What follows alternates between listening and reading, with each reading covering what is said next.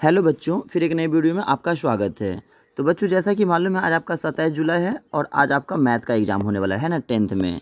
और देख सकते हो ये फर्स्ट टर्मिनल का क्वेश्चन है 2023 का। ठीक है, टाइम देख सकते हो आप लोग 3 घंटा 15 मिनट का लिखा हुआ है और वर्ग 10th गणित लिखा हुआ है। ठीक है, और आप यहाँ पर देख सकते हो बताया गया है कि पहला में 50 ऑब्जेक्टिव दिया जाएगा। ठीक है, जिसमें से 50 बनाना है आपको।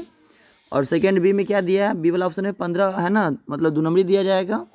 और सी में बताया गया क्या कि 4 5 नंबर दिया जाएगा। इस तरीक़ा से टोटल देखा जाए तो आपको 100 सवाल हो जाता है, 50 30 80 और 20 100। तो आज हम लोग सबसे पहले खंड एक की बात करेंगे और यहाँ पे मैं आपको 50 ऑब्जेक्टिव है ना बहुत ही फास्ट में बताऊँगा। ठीक है, चलिए। तो आप लोग देख सकते हैं बच्चों, आज का सबसे जो पहला सवाल आपके सामने आने वाला है वो ये लिखा है, पाई एक संख्या है। ठीक है ना, तो आपको याद रखना है बाबू रे, पाई क्या है, पाई एक अपरमेय संख्या। पाई क्या है, एक अपरमेय संख्या। लेकिन जब पाई का मान अगर 22/7 दिया जाएगा तो ये परिमेय होगा। ठीक है ना, 22/7 क्या है, परिमेय है, क्योंकि p/q के रूप में लिखा है। जबकि अगर सिर्फ पाई का मान बोलेगा ना, तो पाई क्या है बच्चों, पाई एक अपरिमेय संख्या। पाई क्या है, एक अपरिमेय संख्या। तो पहला का आंसर यहाँ पे फिलहाल वी होने वाला है। आपका दूसरा सवाल में कहता है, परिमेय संख्या का दशमलव प्रसार क्या होता है। तो परिमेय संख्या को अगर मान लो आप ऐसे लिखोगे तो ये शांत भी हो सकता है। ये क्या हो सकता है, शांत भी।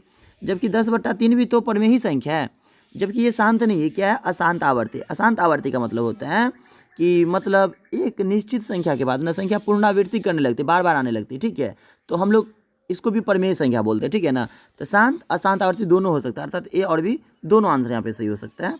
तो दो का आपका सही आंसर यहाँ पे बी होने वाला है। चलिए आइए 3 नंबर पर हम लोग बात करते हैं, वास्तविक संख्या कौन है। देखो, तो वास्तविक संख्या में क्या होता है ना, सभी परिमेय और सभी अपरिमेय संख्या को है ना मिला के क्या बनता है, वास्तविक संख्या। तो 2 परिमेय है, √2 अपरिमेय है, 2 + 2 √2 ये अपरिमेय है। तो ये सभी मिला के क्या बनता है, वास्तविक संख्या। तो यहाँ पे डी आंसर आपका सही चला जाएगा। तो 3 का डी हो जाएगा। चलिए आइए बात करते हैं हम लोग 4 में। अगर कहता है बबुआ रे ए बराबर बी क्यू प्लस आर, ठीक है ना, तो कहता है क्यू बराबर 0 होगा तब क्या होगा, तब याद रखिए आप लोग भाज्य से ना बड़का हो जाएगा, कौन, भाजक हो जाएगा। ठीक है, तो फिलहाल यहाँ पे आंसर आपका सी होने वाला 4 का। आइए 5 नंबर पे बात करते हैं। तो 5 में कहता है यदि ए बराबर बी क्यू प्लस आर, ठीक है ना, तो कहता है ए बी बराबर मौसो है ना, तो ए बी बराबर मौसो बराबर क्या होगा, वाट। ठीक है, तो चलिए बच्चों हम लोग 6 नंबर सवाल को देख लेते हैं। तो 6 में दिया है क्या, 125 और हम लोग 15 × 8 + 5 लिख सकते हैं। तो 125 को हम 15 और क्या होगा, तो एक काम करो ना, आप 15 ना और 125 का एसएफ निकाल लो। तो 15 × 8 = 120 बोलोगे, 5 आएगा, 5 से 15 में लगाओगे, 5 दिया कितने हो जाएगा, 15 हो जाएगा। ठीक है, तो आप यहाँ पे देख सकते हो इसका एसएफ 5 आ रहा है। ठीक है ना, जबकि 8 5 का एसएफ तो 5 नहीं आएगा, 8 15 का एसएफ भी तो 5 नहीं आएगा, 125 8 का भी एसएफ तो 5 नहीं आएगा, लेकिन 5 15 का एसएफ निकालोगे ना तो आपका 5 आ जाएगा। ठीक है, फिलहाल 6 का आपका आंसर फिलहाल 6 का ए चला जाएगा। साथ में कह रहा है द्विघात बहुपद के शून्यंकों की अधिकतम संख्या कितनी होती है। तो द्विघात बहुपद के शून्यंकों की है ना अधिकतम संख्या कितनी होती है बउआ रे, तो 2 होती है। इसका 2 आंसर आ सकता है। तो यहाँ पे 7 का फिलहाल बी जाएगा। 8 में कहता है इसका एक शून्यक है। ठीक है ना, तो एक काम करो ना, गुना करने पे आपको 2 6 12 लाना है, घटाने पे 4 लाना है। तो इसको इस तरीके से आप लोग सॉल्व कर लो। 1 सेकंड रुक जाओ। 2x² - 6 गुना करने में 12 घटाने पे 4, तो 6 दूनी 12, 6 में से 2 गया तो 4 हो जाएगा। तो 6x + 2x ले लो, कॉमन लोगे 2x यहाँ पे, तो क्या बचेगा x - 3, और यहाँ पे कॉमन लोगे 2 तो बचेगा x - 3। इसको हम लोग इफ निकालेंगे तो एक आंसर 3 आ जाएगा। एक आंसर ना यहाँ पे बोले ना, एक आंसर ना सिर्फ एक आएगा, क्या कि दूसरे 2 तो यहाँ पे कट जाएगा ना। हाँ, तो -1 आ जाएगा, 3 को -1 आ जाएगा। तो 3 कहीं तो दिया नहीं है, तो -1 तो दिया है ना यहाँ पे, तो आपका 8 का फिलहाल बी चला जाएगा आंसर सही। ठीक है ना, चलिए आइए 9 नंबर पे।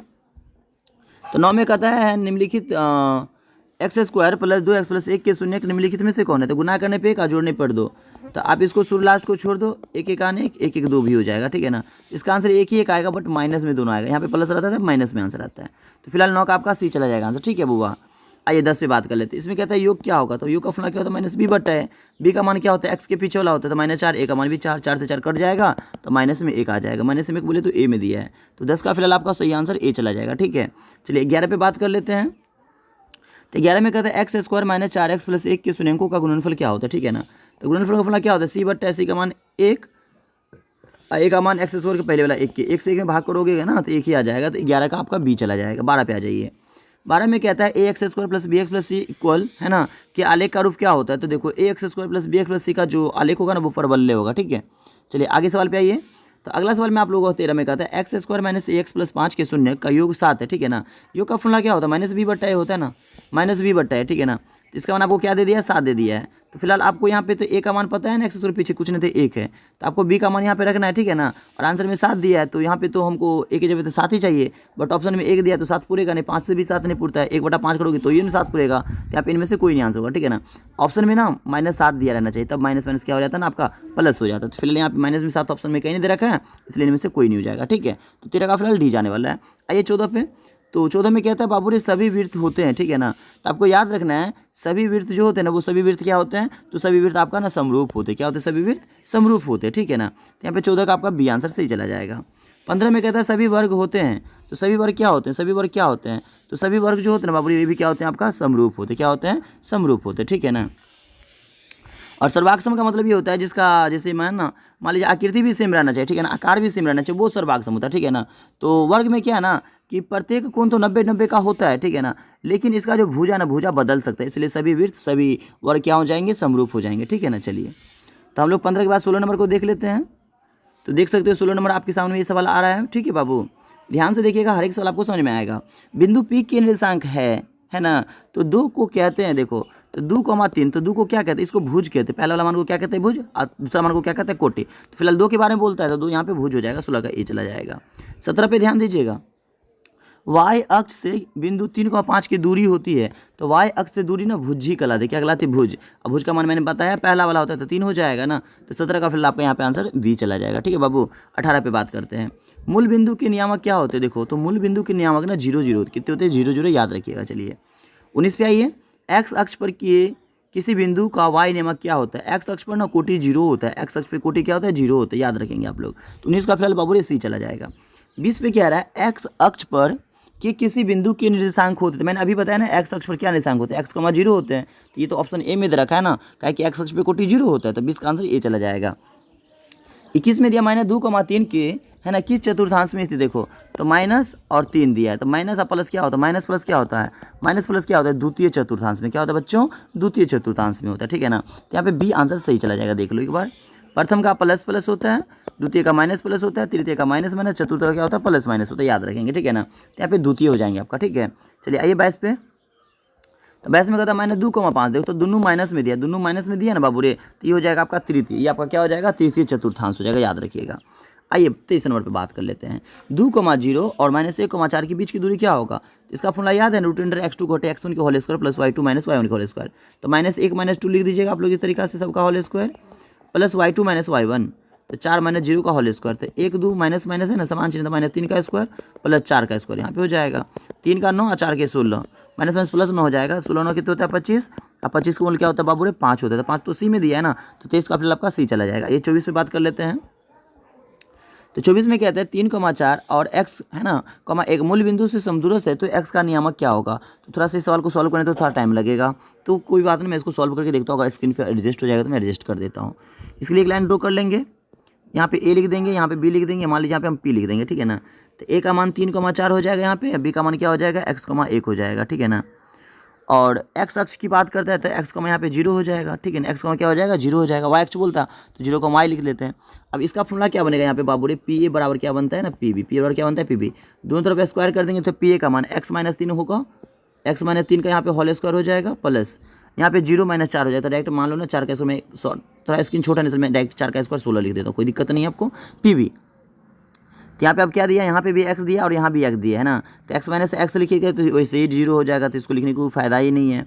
अब यहाँ पे क्या है ना, यहाँ पे आपका 0 दिया और यहाँ पे क्या दिया था आपका, यहाँ पे 1 दिया था, तो -1 का स्क्वायर यहाँ पे सिंपल 1 ही हो जाएगा। तो यहाँ पे ले जाएंगे a -b के होल स्क्वायर पे, तो a स्क्वायर 3 का स्क्वायर 9 -2b, तो यहाँ पे 6x हो जाएगा, प्लस 16 इक्वल में 1 हो जाएगा, ठीक है ना। अब एक काम करो ना आप, x स्क्वायर को इससे रहने दो ना, और 16 ने कितना हो जाएगा 25 हो जाएगा ना बाबू, 16 ने कितना हो जाएगा 25, एक इधर घटाओगे तो कितना हो जाएगा, इधर 24 ही रहेगा, कितना रहेगा 24 ही। तो गुना करने पे 24, घटाने पे 6, कितना लोगे, कोई पहाड़ा पढ़ना पड़ेगा आपको, ठीक है ना। इस तरीके से आप लोग थोड़ा एक बार सॉल्व कर लेना बाबू, थोड़ा स्क्रीन छोटा नहीं, इसलिए थोड़ा इसको बनाने में दिक्कत होता है। तो फिलहाल मैं इस सवाल को जब तक छोड़ देता हूँ, आगे बढ़ जाता हूँ, ठीक है। चलिए तो आप लोग 25 में बात कर लेते हैं। एक वृत्त की परिधि 50% कम कर दिया जाए तो उसका क्षेत्रफल कितना हो जाएगा, ठीक है ना।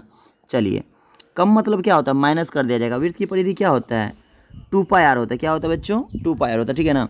और इसका परिधि कितना % कम करना है, 50% क्या कर देना है, कम। 50% कम का मतलब क्या होता है, 50 है ना, 50 बटे यहाँ पे क्या हो जाएगा 100 हो जाएगा। आप इसको यहाँ पे क्या कर लेंगे, सॉल्व कर लीजिएगा, ठीक है ना। तो फिर उसका क्षेत्रफल कितना कम हो जाएगा, ठीक है ना, उसकी परिधि आधा कम कर लिया जाएगा। इसको थोड़ा सॉल्व करके आप लोग एक बार देख लेना, ठीक है ना। 26 पे आ जाओ। जब तक 26 में कहता है दो वृत्तों की त्रिज्याओं का अनुपात इतना है तो उसका क्षेत्रफल क्या होगा। सिंपल इसका स्क्वायर कर दीजिए, 2 का 4 और 3 का क्या हो जाएगा 9, 4:9 होगा, बोले तो 26 का बी हो जाएगा, ठीक है ना। 27 पे देख लेना, दो वृत्तों की परिधियाँ 2:3 के अनुपात में, तो उनकी त्रिज्या क्या होगा, जितना परिधि दिया है ना उतना त्रिज्या भी होगा। क्या कि देखो 2πr और इधर भी क्या हो जाएगा 2πr, ठीक है ना, इधर भी 2πr होगा। तो एक काम करो ना, इसका परिधि 2 दोगे, इसका 3 दोगे, तो त्रिज्या क्या होगा 2π से 2π अगर कट जाएगा तो क्या हो जाएगा, वही ना होगा, 2:3 ही ना होगा, 27 का बी हो जाएगा। 28 पे कहता है बच्चों, यदि किसी पहिए का त्रिज्या इतना है तो वह एक चक्कर लगाएगा, तो परिधि निकालना है ना, चक्कर लगाया तो परिधि निकालना है। 2πr, पाई का मान 22 और 7, आर का मान दोगे 35/44, बोलो 7 पंचे 35, अब बोलो 22 दूनी 44, 22 से 22 करोगे कितना आ जाएगा 5 आ जाएगा, तो 5 मीटर चक्कर लगाएगा। तो 28 का फिलहाल ए चला जाएगा।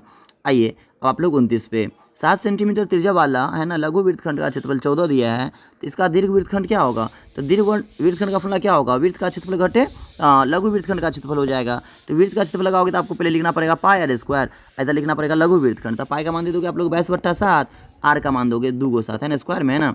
लघु वृत्तखंड का क्षेत्रफल तो पहले से आपको मालूम है 14, तो यहाँ पे 14 कर दीजिए, 7 से 7 कट जाएगा, 22 7 दूनी 14 के साथ में 1 7 14 15, इधर -54, 154 में से 14 घटाइएगा तो आपको आ जाएगा 140 है ना, 140 वर्ग सेंटीमीटर स्क्वायर, मतलब सेंटीमीटर स्क्वायर। तो 29 का ये हो जाएगा। आइए 30 पे, प्रथम 10 प्राकृतिक संख्या का माध्य क्या होगा। देखो प्रथम बोलता है शुरू से लो, 2 4 6 8 10 है ना, 12 10 लेने के लिए बोल रहा है, 14 16 18 इस तरीक़ा से 20 तक ले लो, ठीक है ना। बटा में क्या दोगे 10 दोगे, सबको जोड़ना पड़ेगा आपको। 2 4 6 6 6 12 12 8 20 10 30 30 10 40 10 50 10 60 है ना, 60 इस तरीक़ा से मतलब जोड़ लेना पड़ेगा आपको, ठीक है ना। एक काम को इसका ट्रिक से बता देता हूँ, जोड़ने में दिक्कत हो रहा है ना आपको, सही से जोड़ लीजिएगा आप लोग। 10 को है ना, तो 4 को पीछे से छोड़ दीजिए, 4 को आगे से छोड़ दीजिए, इन दोनों को जोड़ दीजिए, 10 12 22, अब 22 को 2 से भाग कर दीजिए, 11 आएगा, ठीक है ना। मतलब 110 आएगा टोटल जोड़िएगा, तो अब 10 से भाग करिएगा तो 11 आ जाएगा, ठीक है ना। तो यहाँ पे इसका सही आंसर 30 का बी चला जाएगा आपका। चलिए 31 पे आइए, 4 लगातार विषम संख्याओं का माध्य 6 है तो सबसे बड़ी संख्या क्या होगा। तो सबसे बड़ी संख्या क्या होगा, सबसे बड़ी संख्या क्या होगा। एक काम करते हैं, हम लिखते हैं 1 3 5 7 है ना, 7 ऑप्शन में दिया नहीं तो 9 लेते हैं। अब यहाँ से क्या करते हैं, 1 को मिटा देते हैं, ठीक है ना। अब 3 से ले लेते हैं, इसका माध्य निकाल के देखते हैं, अगर 6 आ जाएगा ना तो 6 आ जाएगा ना तो हम सबसे बड़ी संख्या 9 को मान सकते हैं। चलिए तो 3 5 8 8 7 15 9 24, और 24 को 4 से भाग करेंगे तो 6 तो आ गया है ना। तो यहाँ पे बड़ी संख्या क्या हो जाएगा आपका 9 हो जाएगा, बड़ी संख्या क्या हो जाएगा 9 ही हो जाएगा। तो यहाँ पे सही आंसर आपका 31 का फिलहाल बी चला जाएगा। 32 पे आइए, भाज्य संख्या कौन है, तो भाज्य संख्या 4 होगा, क्योंकि 4 1 के पारा में भी आएगा, 2 के पारा में भी आएगा और 4 के पारा में भी आएगा। तो जिसका संख्या है ना, मतलब भाज्य संख्या उसे कहते हैं जो जिसका 2 से अधिक गुणनखंड हो, ठीक है ना, जो अधिक पारा में अपने पारा को छोड़ के भी। 33 में कहता है सबसे छोटी अभाज्य संख्या क्या है, तो सबसे छोटी अभाज्य संख्या बाबू याद रखिएगा 2 है, एक अभाज्य संख्या नहीं याद रखेंगे, एक विषम संख्या, ठीक है ना। चलिए तो यहाँ पे 33 का फिलहाल तो आपका ए हो जाएगा। आइए 34 पे बात कर लेते हैं। तो देखो 34 में क्या दिया बाबू, यदि दो संख्याओं का मौसम 25 है, उसका लॉसो 50 है, तो गुणनफल क्या होगा, दोनों को गुना करा दीजिए, 25 × 50 है ना, 25 पंचे 125, जीरो दे दीजिए, 1250 होगा बाबू रे, ए में सही आंसर हो जाएगा। चलिए आइए आप लोग अब 34 नंबर 34 तो देख ले, 35 पे आ जाइए। निम्नलिखित में कौन सा युग्म सहअभाज्य है। सहअभाज्य का मतलब जिसका स्टेप ना 1 हो जाएगा, जिसका स्टेप कितना हो जाएगा 1, इसका स्टेप तो 2 हो जाएगा तो ये तो सहअभाज्य होगा नहीं, इसका स्टेप तो 13 होगा तो होगा नहीं, इसका स्टेप तो 5 होगा तो ये तो सहअभाज्य होगा नहीं। तो 9 और 16 का स्टेप करिएगा तो स्टेप इसका कितना आ जाएगा 1 आ जाएगा, ठीक है बाबू। तो एक ही वाले को हम लोग क्या बोलते हैं सहअभाज्य। तो 35 का फिलहाल आपका बी चला जाएगा। आइए 36 पे, कौन शांत है ना दशमलव प्रसार है, तो शांत कौन हो जाएगा बाबू रे, देख लो ना शांत करके, 2 से 1 में भाग करोगे ना तो 0.5, ये भी शांत हो जाता है। इसको भाग करके देखो 4 से 1 में, अगर 4 से हम लोग 1 में भाग करेंगे तो क्या होगा देख लो, तो 0.10, 4 दूनी 8, 2 पर 0 20, 4 पंचे 20, ये भी शांत है। और 3 से 1 में भाग करके देखोगे ना 10 हो जाएगा, 3 3 9, ठीक है ना। यहाँ पे थोड़ा ऑप्शन में मिस्टेक है, ठीक है ना, ये शांत है और ये शांत है, लेकिन यहाँ पे सभी दिया ये, लेकिन जबकि शांत है, जबकि यहाँ पे ये सवाल मिस्टेक है, ठीक है ना। यहाँ पे 1/3 नहीं रहना चाहिए, ठीक है ना, 1/5 इस टाइप से कोई रहना चाहिए। तो फिलहाल यहाँ पे 2 को शांत हो रहा है, तो मैं यहाँ पे मारूंगा सभी, ठीक है ना। फिलहाल 36 के यहाँ पे डी चला जाएगा। आइए 37 पे, 625 के अभाज्य गुणनखंड में 5 का अधिकतम कितना मान होगा, ठीक है ना। तो 625 को आप लोग कैसे लिख पाओगे, पहले 625 को आप इस तरीका से लिख लो ना, 5 10 16, 5 से लगा लो ना, इतना आ जाएगा, 5 1 5, हाँ इससे आ जाएगा, फिर 5 लगाओगे 25 आ जाएगा, फिर 5 लगाओ 5, 4 वो 5 आ रहा है, ठीक है ना। तो 5 के पावर में 4 हो जाएगा, तो घात में 4 यहाँ पे दिया है डी, तो 37 का डी हो जाएगा। 38 पे बात करते हैं, ए बी सहअभाज्य कहलाते हैं यदि मौसम ए बी बराबर होगा, तो ए बी बराबर कितने होगा, ए और बी कितने होगा ए भी सहभाज्य कहलाते, तो ए बी का मौसा क्या होगा 1 होगा। सहभाज्य संख्या का मौसा क्या होता है 1 होता है, ठीक है ना। 39 में कहता है निम्नलिखित में किसका दशमलव प्रसार शांत नहीं है। शांत नहीं है बाबू, तो ये तो शांत नहीं लग रहा है ना। 29/340 ये निकालोगे ना तो शांत हो जाएगा, ठीक है। चलिए आइए 40 पे बात कर लेते हैं। शून्य एक संख्या है, शून्य क्या है, शून्य क्या है, शून्य क्या है बाबू, तो शून्य तो अभाज्य संख्या नहीं है। प्राकृतिक संख्या तो 1 से स्टार्ट होता है, और पूर्ण संख्या तो 0 से स्टार्ट होता है। तो 40 का यहाँ पे क्या हो जाएगा बाबू रे, बी आंसर सही चला जाएगा, ठीक है ना। चलिए 41 से बात करते हैं। समपूर्णांक कौन है, तो समपूर्णांक यहाँ पे 2q है, ठीक है। 2q + 0, 2q + 2, 2q + 4 ये सब समपूर्णांक हो जाएगा, तब भी हो जाएगा। आइए 42 पे 3 का है ना q बटा p रूप क्या होगा। 3 का यहाँ पे पता नहीं क्या लिखा है, कुछ लगता है 3 का p बटा q रूप क्या होगा भाई, ये क्या सवाल है। सिर्फ 3 दिया, अगर 0.3 दिया रहता है तो मैं इसको 3/10 लिख देता है ना। सवाल ये मिस्टेक लग रहा है, ठीक है ना। ये सवाल क्या लग रहा है, मिस्टेक लग रहा है। 3 का p बटा q में क्या लिख सकते, 3/1 लिख सकते, जबकि ऐसा तो ऑप्शन दिया नहीं है ना। तो यहाँ पे ये भी नहीं हो सकता, ये भी नहीं हो सकता, ये भी नहीं हो सकता, इनमें से कोई नहीं हो जाएगा, ठीक है ना। चलिए आइए 43 पे शून्य बहुपद का घात क्या होता है। तो जो शून्य बहुपद होता है ना उसका घात क्या होता है ना, उसका घात क्या होता है, शून्य बहुपद का घात क्या होता है। शून्य बहुपद का घात है ना अनफाइनाइट होता है, तो यहाँ पे हो जाएगा अनंत, ठीक है। निम्नलिखित में कौन बहुपद है ना, तो बहुपद कौन है यहाँ पे, तो x² वाला ये वाला ऑप्शन हो जाएगा ए नंबर 44 का ये हो जाएगा, ठीक है ना। चलिए 45 पे कहता है एक त्रिघाती बहुपद का उदाहरण जिसके पावर में 3 होगा वही तो त्रिघाती होगा, तो यहाँ पे 45 का ए हो जाएगा। ये सब नहीं होगा क्योंकि पावर में 2 है तो द्विघाती होगा ना बाबू रे। आइए 46 से बात करते हैं। 0,4 है ना किस पाद में है, किस पाद में होगा, ठीक है ना। देखिए तो ऐसे हम लाइन ड्रॉ कर लेंगे, x का मान 0 लेना, ये x होता है, ये x होता है, ठीक है ना। याद रखेंगे आप लोग, ये y होता है आपका, ठीक है, ये y होता है और ये आपका भी y होता है, यहाँ पे 1 सेकेंड y होता है, ठीक है ना। तो 0,4 x में 0 और y में 4 लीजिएगा, है ना। तो 4 मान लीजिए यहाँ पे होगा तो आप लाइन क्या करेंगे, ऐसे करके गिर देंगे। कैसे करके गिर देंगे, ऐसे करके गिर देंगे, यही ना। तो यहाँ पे क्या था 0,4 किस पाद में होगा, x अक्ष पर होगा कि y अक्ष पर होगा, ठीक है ना। हाँ x अक्ष पर होगा कि y अक्ष पर होगा, तो इनमें से कोई नहीं होगा। 0,4 किस पाद में होगा, किस पाद में मतलब क्या होता है, पाद बोलता है तो यहाँ प्रथम द्वितीय तृतीय चतुर्थांश इस तरीक़ा से देना चाहिए, जबकि ये ऑप्शन में कोई ऐसा है नहीं, तो यहाँ पे हो जाएगा इनमें से कोई नहीं होगा, ठीक है ना बाबू। चलिए 47 में कहता है वृत्त की परिधि का फॉर्मूला क्या होता है बाबू, तो 2πr क्या होता है, 2πr जो कि बी में दिया है। वृत्त का क्षेत्रफल क्या होता है बाबू रे, πr² क्या होता है, πr²। 48 का फिलहाल ए चला जाएगा। त्रिज्याखंड का क्षेत्रफल क्या होता है, θ/360 × πr², है ना। तो यहाँ पे πr² θ/360 तो दिया है, तो फिलहाल ए हो जाएगा 49 का। आज का लास्ट ऑब्जेक्टिव है आपका 50 नंबर। त्रिघाती बहुपद का उदाहरण क्या है, तो y के पावर में 3 है ना, x के पावर में 3, z के पावर में 3 तो सभी हो जाएगा। तो 50 का फिलहाल डी हो जाएगा। आप लोग देख सकते हो सब्जेक्ट में यहाँ पे ऐसे कहता है निकालने के लिए, इस तरीका से शून्य को बोलता है निकालने के लिए। 1 2 3 तो देख ही लिए हैं। यूक्लिड विभाजन प्रमेय का बोलता है लिखने के लिए, आप और भी देख लीजिए। आप लोग सब्जेक्ट यहाँ पे दिया गया है, आप लोग इसको देख लीजिए। मैं बता नहीं पाऊँगा फिलहाल, लास्ट का टाइम थोड़ा कम है। ये सभी क्या है बाबू, सब्जेक्टिव है। आप लोग बहुलक सीख लीजिएगा, है ना, बहुलक 95 में आ सकता है। तो चलिए बाबू आज के लिए इतना ही रहेगा। यदि वीडियो अगर आपको अच्छा लगा होगा तो वीडियो को लाइक कर दीजिएगा, और चैनल पे पहली बार आएंगे तो चैनल को सब्सक्राइब कर दीजिएगा। मैं आप लोगों के लिए इतना मेहनत करता हूँ तो आपका एक छोटा सा मतलब बनता है फर्ज कि आप भी सब्सक्राइब करें, चैनल को प्यार करें, ठीक है। तो thanks for watching, bye bye. फिर मिलते हैं एक नई वीडियो के साथ, जब तक बाय बाय।